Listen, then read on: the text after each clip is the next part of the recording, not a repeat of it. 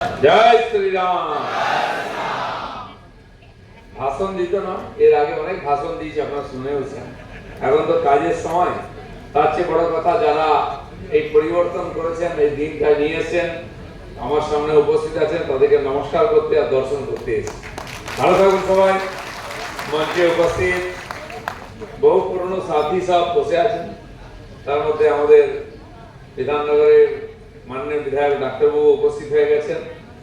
এছাড়া আজকের সভাপতি সম্ভবত শঙ্কর দা, পার্টিতে সভাপতি হওয়ার সুযোগ পাইনি, কিন্তু আজকে এখানে হয়েছে, সেই জন্য তাকে ধন্যবাদ জানাই। আমাদের বাকি সমস্ত কার্যকর্তা আপনি চেনেন, আলাদা করে পরিচয় করাবো না।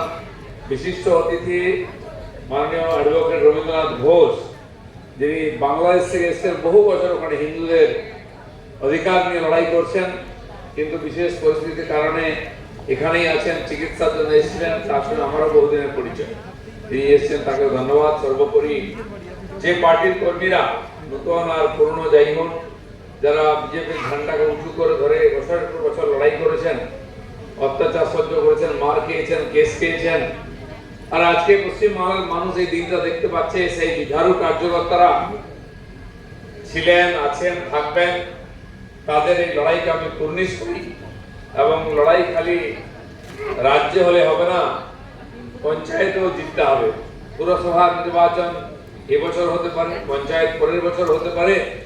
সমস্ত নির্বাচন জিতলে তবে গিয়ে যেটা আমরা করতে চাইছি মানুষের জন্য সম্ভব, বা মাননীয় মোদীজি যে গরিব কল্যাণ যোজনার মাধ্যমে সাধারণ মানুষের জীবন পরিবর্তন করতে চাইছেন, সেটা তখনই সম্ভব হবে।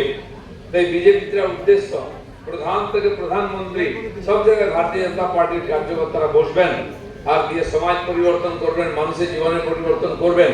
সেই তপস্যা এখনো বাকি আছে আমাদের, সেটা পুরো করতে হবে। আর মজার ব্যাপার, আশেপাশে জিতে গেল, মধ্যমগ্রাম আমরা জিততে পারিনি। আজকে আপনারা শপথ নেন, এর পরে যত ইলেকশন হবে মধ্যমগ্রাম সব পরিবেশন লিড করবে। আর প্রথম মিউনিসিপ্যালিটি জিততে হবে, তা নাহলে অন্য জায়গায় জিতবে আর আমরা এখন সম্বর্ধনা করবো, এটা হবে। আমরা এখানকার ছেলেকে সম্বর্ধনা করতে চাই, আর সেটা পরের নির্বাচনে অবশ্যই হবে, সেই আশা রাখি। আজ আপনারা আমাদের এখানে ডেকে সম্মান দিয়েছেন, সেই জন্য ধন্যবাদ এটাই। কিন্তু আনন্দের সময় নিজের লোকেদের মধ্যে থাকার মধ্যে আলাদা আনন্দ আছে। সারা পশ্চিমবঙ্গ জুড়ে আনন্দ, সারা দেশ জুড়ে আনন্দ। দেশের বাইরে যেখানে যেখানে বাংলার তথা ভারতের লোকেরা আছেন, তারাও এই ধরনের আনন্দ করছেন। পশ্চিমবাংলার এই নির্বাচন জেতাটা সারা দেশ জিতে যাওয়ার মতো। কারণ যে লড়াই 1925 সালে আরএসএস সংস্থাপক করেছিলেন, রাষ্ট্রবাদের বিচার নিয়ে শুরু করেছিলেন, 51 সালে ডক্টর শ্যামাপ্রসাদ শুরু করেছিলেন, সেই লড়াইয়ের শেষ লড়াইটা পশ্চিমবাংলায় হবে, এটা আমাদের আশা ছিল, আমরা বলেওছি। কাশ্মীরে বিলয় হয়ে গেল, হয়তো আমরা ক্ষমতায় আসিনি, কিন্তু কেন্দ্র সরকারের সমস্ত সুবিধা ওখানকার মানুষ পাচ্ছেন আর অধিকারের সঙ্গে মাথা উঁচু করে বেঁচে আছে। সারা ভারতবর্ষে আমরা জিতেছি, কিন্তু পশ্চিমবাংলায় জিত হলে সে জিতটা সম্পূর্ণ নয়। পশ্চিমবাংলার জেতা মানে অনুপ্রবেশ বন্ধ, পশ্চিমবাংলায় জেতা মানে রাষ্ট্র বিরোধীর যে বলবালা সেটা বন্ধ হওয়া। এইখান থেকে গিয়ে আমাদের মুখ্যমন্ত্রী রাষ্ট্রদ্রোহিতার শিক্ষা দিলেন সবাইকে। আর তার এখানকার পাঠশালাটা আমরা তুলে দিয়েছি, তাও কিন্তু দিল্লি গেছেন, জানি না কেউ দেখা করবে, সঙ্গে আমার বাচ্চাটাকেও নিয়ে গেছেন। তার ভবিষ্যতের কথা বলে লোকের কাছে সমবেদনা চাইবেন, আমার ভাইপোর কি হবে, আসুন একটু আমাকে দেখুন। একদিন নিজের নামে চালাতেন, ওখানে ইন্ডিভিজুয়াল বৈঠক হলে উনি যেতেন না, উনি নাকি সংস্থাপক, উনি নাকি জন্ম দিয়েছেন, উনি যেতেন না।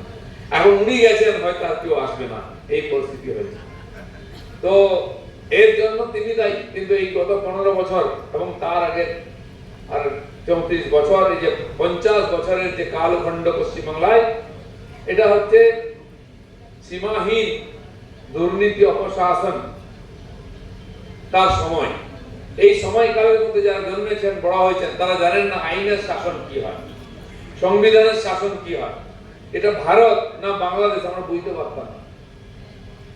এখানে হিন্দুদের পর্ব উৎসব অনুষ্ঠান করাটা ভয় ভয় ছিল।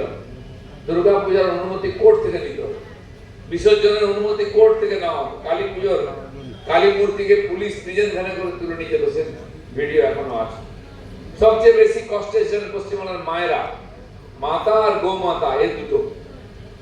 এবারে মহিলাদের উপর অত্যাচার কমেছে কিন্তু বন্ধ হয়েছে, আমি বলবো না সেটা সম্পূর্ণ বন্ধ করতে হবে। এটা করার কথা কেউ ভাবতে পারবো না, এরকম প্রশাসন আমরা করতে চাই। আর গোমাতা, কংগ্রেসি কালচারের লোকেরা পরবর্তীকালে টিএমসি ঈদের সময় গরু কিনে মুসলিম পাড়াতে দিয়ে আসতো, তোরা খা, ভোটটা দিবি। এবারে এরকম ঘটনা শুনেছেন কি কোথাও? দেখা তো দূরের কথা, শুনতেও পাবেন না। গো হত্যা করাটা জানি না কোন ধর্মে লেখা আছে, কেবল হিন্দুদের মনে কষ্ট দেওয়ার জন্য ব্রিটিশ আমল থেকে চলে এসেছিল। তার আগে মুঘল পাঠানটা শুরু করেছিল, তাই পশ্চিমবাংলায় এটা চলছিল, এখানে মুঘল শাসন চলছিল। আমরা আইন ছিল, আইনটা খালি তুলে ধরেছি, কাউকে মানা করিনি, কাউকে অ্যারেস্ট করিনি, কাউকে কেস করিনি। কিন্তু আইনের শাসন প্রতিষ্ঠিত হয়েছে, এটা বুঝতে পেরে সবাই সেটা মেনেছেন, সেই অপ্রিয় দৃশ্য আমরা দেখিনি। এরকম ঘটনা ছিল, গো হত্যার সময় জবাই করা হচ্ছে আর গরুর যে চিৎকার, তার মুখে মাইক্রোফোন রাখা হয়েছে যাতে হিন্দুরা কষ্ট পায়। চারিদিকে বিনা কারণে মসজিদ তৈরি করে বড় মাইক চলতো, আজকে বহু মাইক নামিয়েছে পুলিশ গিয়ে। কারণ কাউকে কষ্ট দেওয়ার অধিকার আপনার নেই, আপনি আপনার ধর্মাচরণ করুন, তাতে অন্যের অসুবিধা না হয়, এটা আমরা চাই, সেটা হয়েছে। 107 বছরের যেটা ভুল পরম্পরা চলেছিল ব্রিগেডে আর রেড রোডে নামাজ পড়া, কেন না রেড রোডে নামাজ পড়তে হবে? এত জায়গা খোলা আছে, রাস্তা বন্ধ করে। আপনি সেই নামাজের নেতৃত্ব দেন মমতা ব্যানার্জি, যিনি কালীঘাটে কবে গেছেন আমার ছবি দেখিনি, নতুন সরকার আসার পরে কালীঘাটেও গেছেন, আর একটা কোথায় গেছিলেন সেদিন, মন্দিরের সামনে হাত জোর করে দাঁড়াতে লেগেছেন সাধারণ মানুষের মতো। এটা হচ্ছে পরিবর্তন। আর সেই 107 বছরের পরম্পরা পরিবর্তন হয়েছে। আমরা বলেছি উৎসব পরব সব হবে, সেটা পুলিশ ঠিক করবে কোথায় হবে, অন্যের অসুবিধা না করে। সারা বছর আমাদের দেশে উৎসব পালন চলে, 12 মাসে 13 পার্বণ, এ তো হিন্দুদের, বাকিদেরও আছে। তাহলে সব রাস্তাঘাট বন্ধ করে দেবো, সব কাজকর্ম বন্ধ করবো?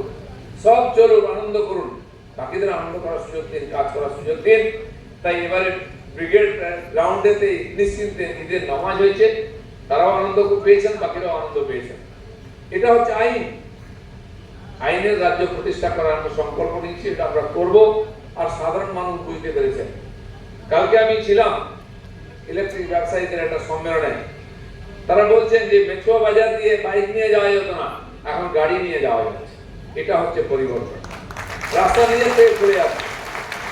বাংলাদেশি যারা এসেছিল, যারা উপাস থেকে আমাদের মেরে তাড়িয়েছিল, 14 পুরুষের ভিটে বাড়ির কুলদেবতাকে লুট করেছিল, পুকুর জমি বিল কিছু ছাড়েনি, মা বোনের সম্মান পর্যন্ত। তারপরে ওরাও এখানে চলে এসেছিল, এখানে আবার অত্যাচার শুরু করেছিল। তার চেয়েও খারাপ পরিস্থিতি এখানে হিন্দুদের ছিল। তারা বুঝে গেছে আমাদের দিন শেষ। এখানে বস্তা বস্তা আধার কার্ড, রেশন কার্ড তৈরি করে রাখা হতো, এলে তার নাম লিখে তার ছবিটা লাগিয়ে দিয়ে দেওয়া হতো। খালি বাংলা নয়, সারা ভারতবর্ষে ছড়িয়ে পড়েছিল ওরা। এই যে অনুপ্রবেশ, এটা বাংলা নয়, ভারতের সমস্যা ছিল, সারা ভারত পীড়িত ছিল। জায়গায় জায়গায় অনুপ্রবেশকারী রোহিঙ্গাদের বস্তি উঠেছে, জম্মু কাশ্মীর থেকে তামিলনাড়ু পর্যন্ত, গুজরাট থেকে গুয়াহাটি পর্যন্ত কোথাও বাকি নেই। তারা বুঝে গেছে যে সরকার এসে গেছে, রাতারাতি পোটলা পোটলি হাঁটা দিয়েছে, ওখানে শেল্টার তৈরি করেছে, সেখানে বসে একদিন থেকে মাছ ভাত খেয়ে চলে যাচ্ছে বাড়ি।